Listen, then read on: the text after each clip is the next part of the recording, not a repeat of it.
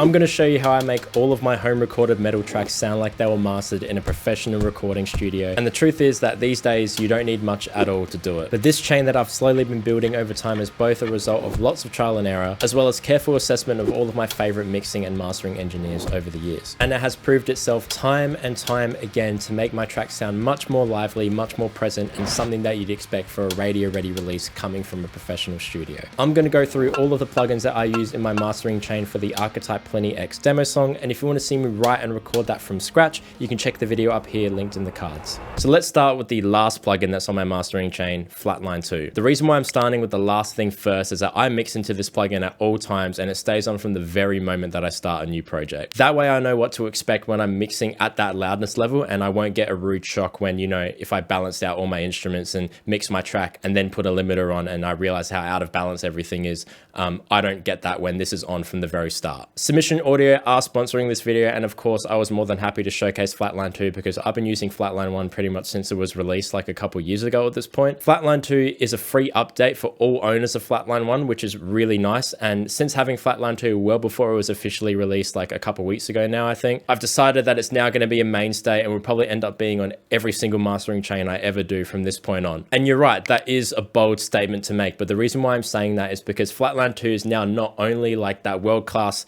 clipping algorithm from Flatline 1, but it's now also an extremely transparent limiter at the same time, built all in one through those two separate algorithms and two separate circuits working together through the hybrid mode. So what that means for us in plain English is that we can now bring up our tracks to that expected loudest level of those radio ready mixers, while also clipping the extremely loud transients from things like kicks and snare and stuff like that, and not losing that drum punch. This is absolutely vital in modern metal mixes, as we need it to be loud. Obviously we need it to have the energy. It's a modern metal song, it's a modern metal mix, but the last thing that we want to do is limit the song so hard that the drums just disappear in the mix. But with this, that's not a problem at all. This is how I've got it set. So the attack will set how much of the transients you send into the clipper. So if it's all the way down, your drums will kind of sit further back in the mix. If you open it up all the way, more of those transients will come through and the drums will seem a lot more forward. The release will set how snappy or glued your track will sound in regards to how those transients are hitting the clipping algorithm. I tend to leave it around 60, and I think that's good practice for most modern metal tracks. If you want to get really into the nitty gritty of what Flatline can do, you can check out Erman's best practices guide. I'll leave it somewhere in the description below. Erman is not only the CEO of Submission Audio, but is also a world-renowned mastering engineer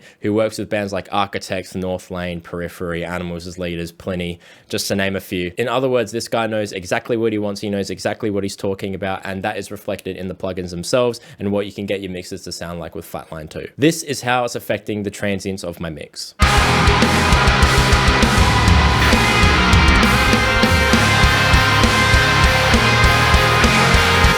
So you can see there that the clipping algorithm is only grabbing like the hardest transients, probably from the snare and the kick most of the time, and then it's bringing up the level of everything else. I've got the ceiling set to -1, so YouTube compression doesn't absolutely flatten this audio to bits, but that should give a good indication of what Flatline 2 can do. If you'd like to get Flatline 2 yourself, you can head over to the affiliate link that will be both in the description and in the comments below. So not only do you get the plugin for that cheaper introductory price, but it also helps out the channel, as I do get a little bit of a kickback from it, which I can then put straight back into making more videos like this for you guys. So from this point on in the video, Flatline 2 will always be on to not throw you guys off with the drastic difference in volume. Okay, so the first plugin I have on my mastering chain is a plugin called Gullfoss by Sound Theory. Now, this plugin is very simple on the front, but very complex in the back end. And I'm not going to sit here and pretend like I know exactly what's going on, because truthfully, I don't think many people do. In caveman terms, Gullfoss is a dynamic EQ that will listen to your mix and then process it in real time to ensure that the mix itches all the right parts of your brain all the time. Essentially, this plugin spits out a mix that perceptually has more clarity, more detail, spaciousness,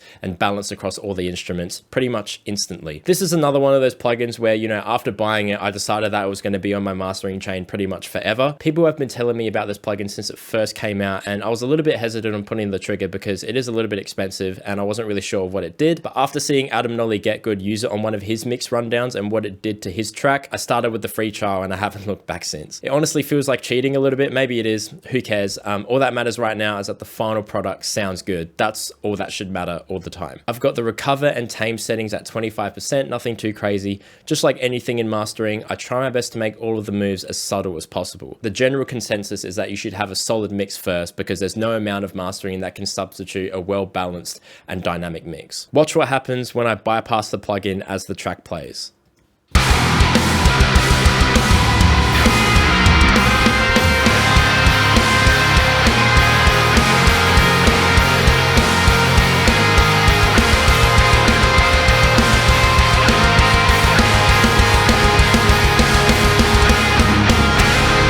As you can tell, there's a subtle difference, and in my opinion, it makes the track much more lively and somehow makes all of the instruments play nicely together. It's almost as if it's like automatically automating the volume of all the individual elements of the mix in real time. Absolute game changer plugin for sure. Next plugin on the chain is Virtual Tape Machine from Slate Digital. These days, more often than not, we are working with digital audio and digital audio workstations and stuff like that. Obviously, this is awesome and has so many benefits. However, this can almost sound too clean sometimes. Plugins like Virtual Tape Machine are great because it kind of gives back that almost like analog sounding quality to your mixes. Definitely has a sound, and with my mixes, I find that it gives a really pleasant sounding low end bump and a little bit of saturation that makes the mix thump a little bit more. Again, super subtle, but this is what it sounds like.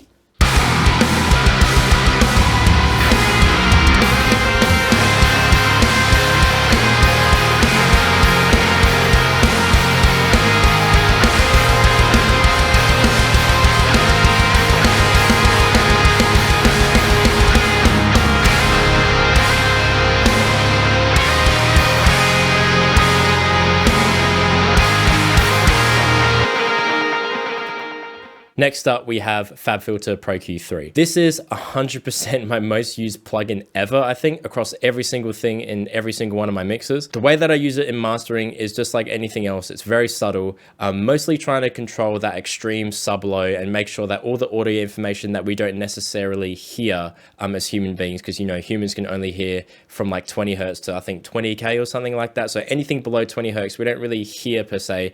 There's no like audible note. We kind of just feel it. So just making sure that all of those frequencies that we don't necessarily hear aren't piling up and, you know, don't feel overbearing across different sound systems, whether it's like a car or a set of headphones or a house PA. On top of that, I have a little bit of low and high boosting to add some excitement of what you'd expect from like a radio ready mix. And then along with that, I've got some mid and side cuts that vary on every single track I do, depending on what I feel like that particular mix needs. With these mid and side cuts, I try and implement very subtle amounts of EQ to bring out more definition in the mix in combination with the mid side control at the bottom of the plugin. For this track, I've carved out just like under 1 dB, around like 215-ish on the sides. This is to take out some of that low to low mid buildup across multiple hard pan guitars. I felt that the middle of the stereo spectrum on this track was a little bit more prominent than I would have liked, so I dipped that down by just over 1 dB down here in the mid side control, and then compensated for that perceived volume loss by turning just the overall output level of the plugin up by just under a dB. I'm going to switch from linear phase to zero latency just so I don't get any latency when I'm A-Bing it for you guys, but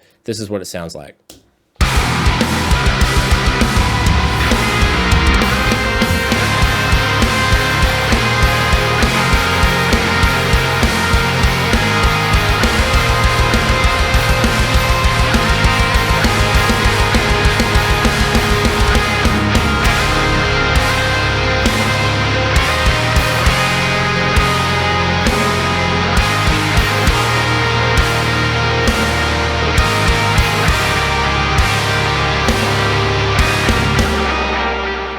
The next plugin and move is something that I saw Erman do a little while ago on a Northlane mastering rundown, and it's something that I've been experimenting with only recently. It's the Brainworx Townhouse bus compressor from Plugin Alliance. Now, I already run compression on my instrument bus in my mix, so I'm not using this to compress the entire track in a traditional mastering sense. However, I am using it to add a little bit of character to the master and make it more reminiscent of something that was processed with very, very, very expensive outboard gear. Threshold is dialed up to the point where the needle is just bouncing around a little bit. Super low ratio at 2:1 because you don't really want this to give like that typical pumping style compression effect. You want it to be very subtle.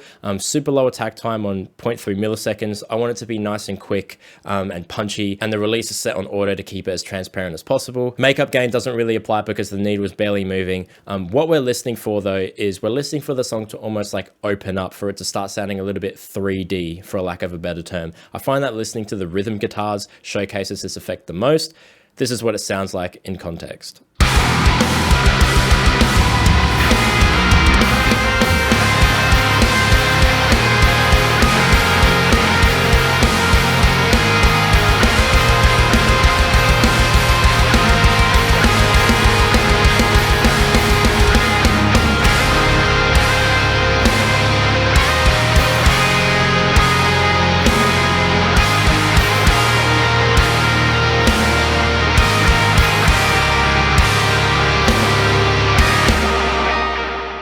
After that, we're doing some stereo widening and dynamic EQ control with Ozone 11. I'm just very slightly widening the mix to make it feel not so bunched up. I've got the mix at 20% on the widener, and I'm not really deviating too far from the midpoint for each band that I've got set. After that, I've got some dynamic EQ, which is mainly targeting some problem areas around the snare and the snare beef, which is even more pronounced in sections where I'm layering it with a snare bomb sample. The other areas are focused on things like the mid-range and bite of high gain guitars to ensure that, they all stay in check no matter how many layers of guitars there are, because, in this track, I think there's points where there's like 8 different guitars happening at once. And then lastly, the same kind of notion has been applied to that last band in the upper highs past 10K where the cymbals typically are. This is what that sounds like in context.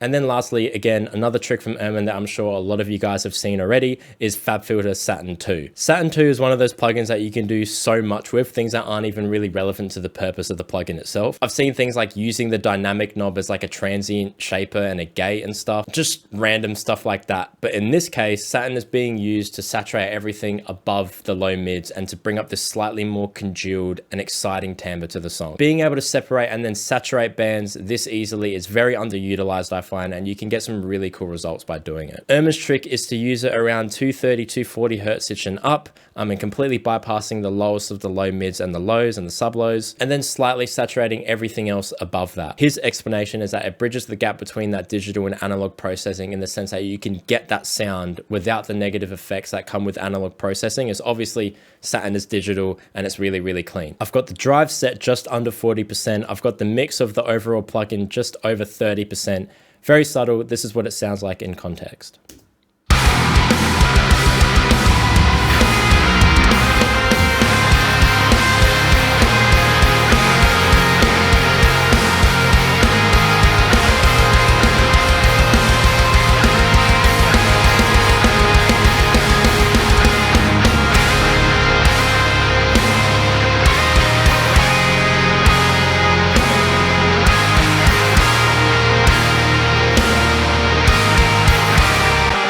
So if I was to turn off all of these plugins while keeping Flatline 2 on, you'll notice that all of these extremely subtle changes to the overall mix have now joined forces, and it makes the track sound alive and fresh. So let's bypass all of the plugins and then turn them back on and A/B it as the track plays.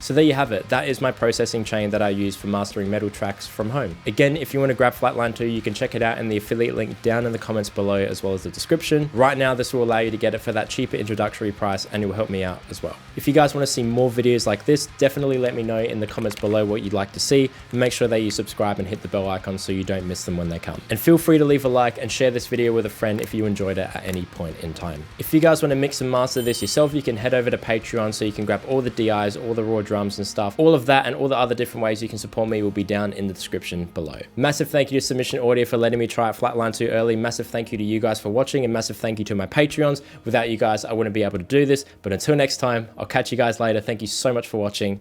Ciao.